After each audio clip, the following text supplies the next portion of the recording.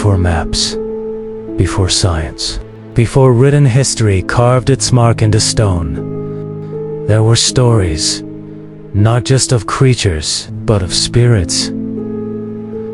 Entities whispered about in firelight, seen in reflections, felt in the silence between heartbeats. From the very beginning of time, across every culture, every land, every ocean,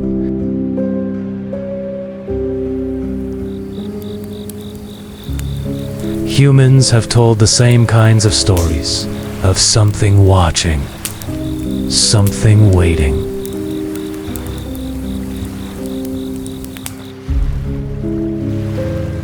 Something not entirely of this world, and though the names change, the feeling never does.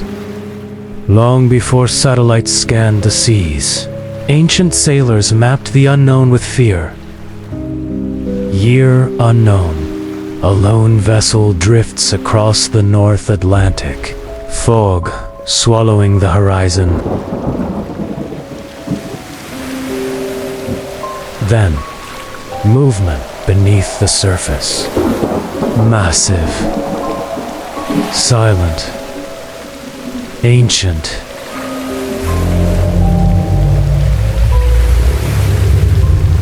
The water begins to churn.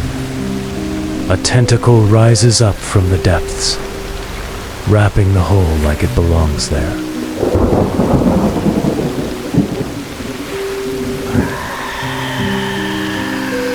Men scream, pray. One account claims, and I surfaced. Vast, aware, unblinking. That legend became the Kraken.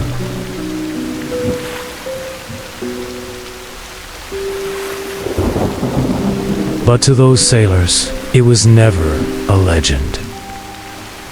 It was something older than them, something that had always been there, or something that surfaced from somewhere else.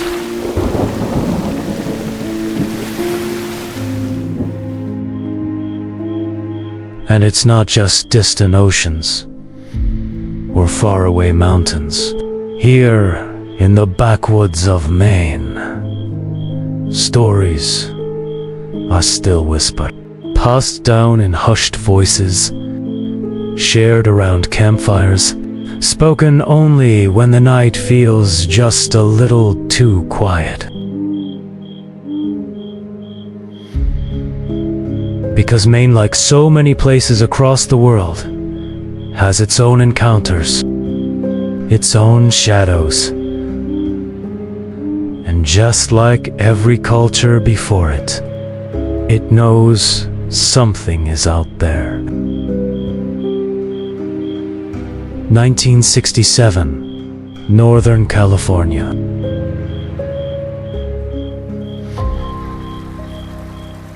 Two men walk along a quiet creek, boots pressing softly into damp earth. The slow trickle of water, the only sound guiding them forward. The forest breathes around them. Branches creaking, leaves whispering. Life moving unseen, until it doesn't. it stops. No birds, no insects, no wind through the trees. Just silence. The kind of silence that doesn't feel natural. The kind that presses in, heavy, watching. One of the men stopped to listen. He doesn't know why, only that something feels wrong. Then, a sound. A stick snaps in the distance behind them.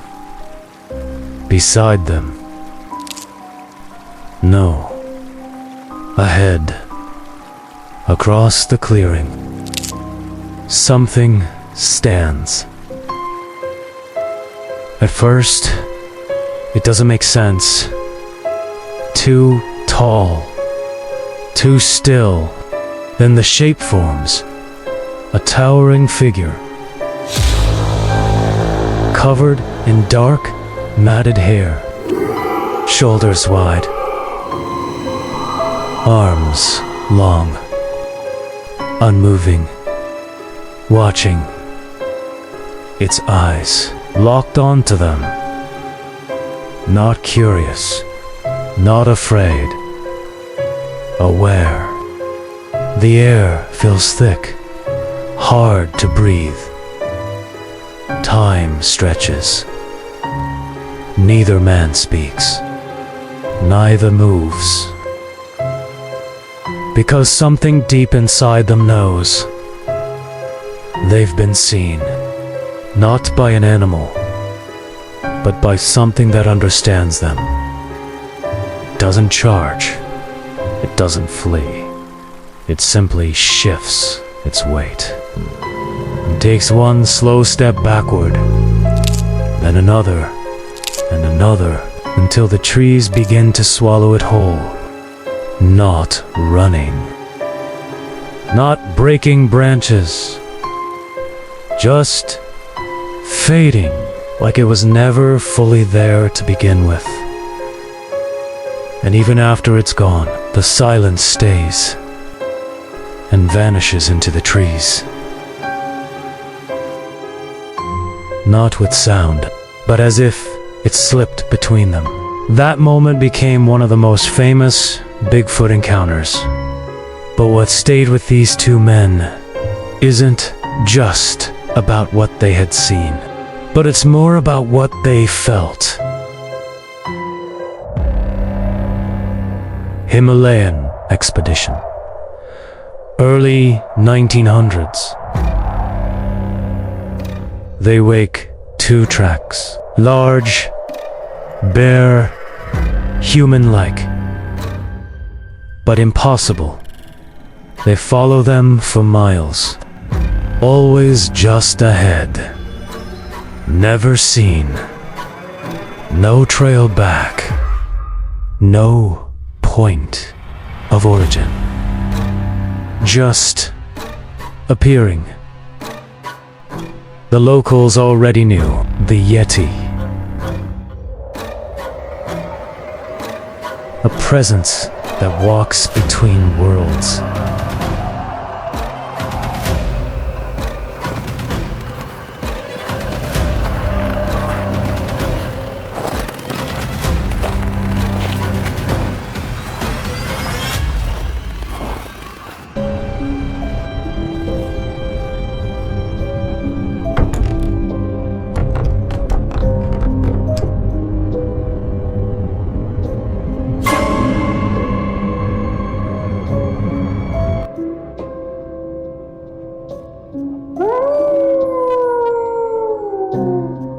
Our next famous cryptid, the Beast of Bray Road, Wisconsin, late 1980s.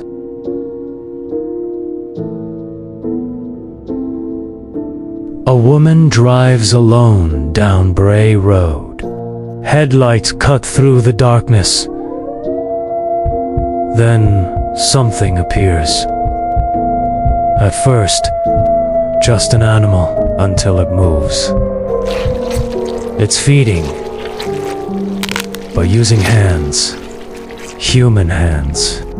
She slows, Frozen, the creature lifts its head.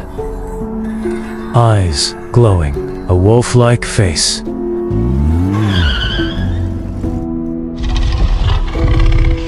On a body built like a man. It was crawling on all fours. Eyes glowing red. A wolf-like face on a body built like a man.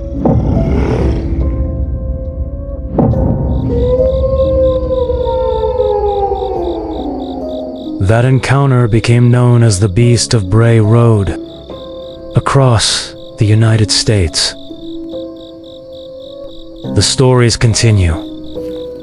Back roads, forests, lonely highways. Descriptions always the same. Tall, muscular, wolf-headed, with the ability to stand upright on two legs. Witnesses all say the same thing. It watches, it understands, and it chooses when to reveal itself. And when it leaves, it doesn't always run. Sometimes, it simply isn't there anymore, like something passing through a doorway we can't see. Different times. Different creatures. Same presence. Because even before sea monsters, before cryptids, there were spirits, and what if they were never bound to this world at all? Ancient cultures spoke of thin places, locations, where the veil between worlds is weaker, where things can cross, appear, observe, disappear. What of the Kraken, Bigfoot, the Yeti, the Beast of Bray Road are not separate beings, but manifestations of something interdimensional. Something that moves between realities. The way we move between rooms, only stepping into our world when it chooses, or when something allows it.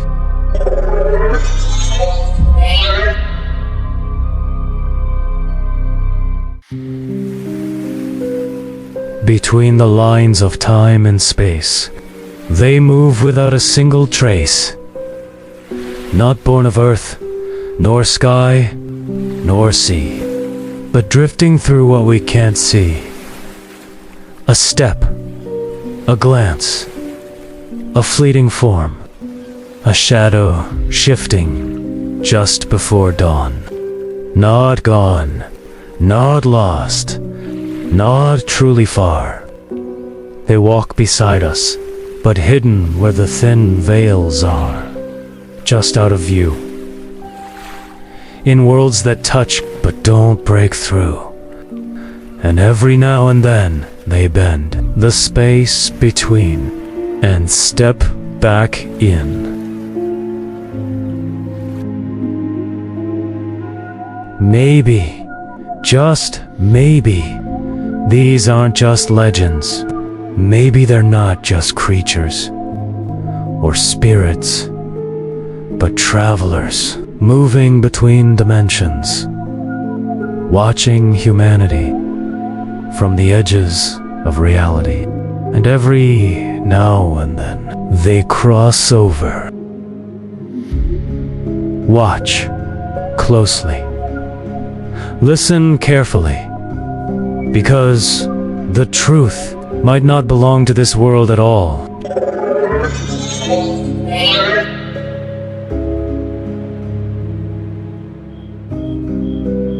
Share, like, and subscribe for more journeys into the unknown. Many blessings. Good night.